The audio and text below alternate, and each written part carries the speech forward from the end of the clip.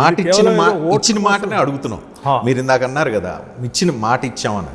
మాట ఇచ్చినప్పుడు మీరు ఏమన్నారు, ఎన్నికలకు వెళ్ళే ముందు పెన్షన్ తీసుకోవద్దు, మేము వచ్చిన తర్వాత 2000కి 2000 వేసి 4000 ఇస్తామన్నారు. తీసుకోవద్దని చెప్పలేదు. అదే ఇప్పుడు సంవత్సరంన్నర అయిపోయింది, రాలా. తర్వాత మహిళలకు 2500 రూపాయలు ఇస్తామని చెప్పారు, ఇప్పటివరకు రాలా. నిరుద్యోగ యువతకు సంబంధించి మీరు ప్రామిసులు రాలా. ఇవి కాకుండా ఊరూరు బహిరంగ సభల్లో మీరు ఇప్పుడు ముఖ్యమంత్రి రేవంత్ రెడ్డి అందరు తులం బంగారం ఇస్తున్నారు, వేరీజ్ తులం బంగారం అని అడుగుతున్నారు. నిరుద్యోగ యువతకి ఉద్యోగ అవకాశాలు కల్పిస్తామని చెప్పాం.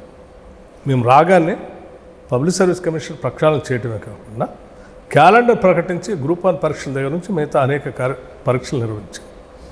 మీ అందరూ తెలిసింది దాదాపు 57-58 వేల ఉద్యోగాలు ఇవ్వటం, ఇంకొక 20 నుంచి 30 వేల ఉద్యోగాలు పైప్ లైన్లో ఉన్న సంగతి కూడా మీకు తెలిసింది.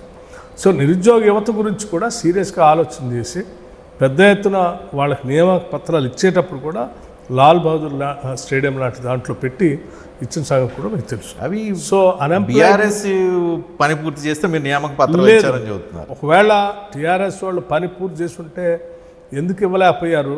మిగతా ఏవైతే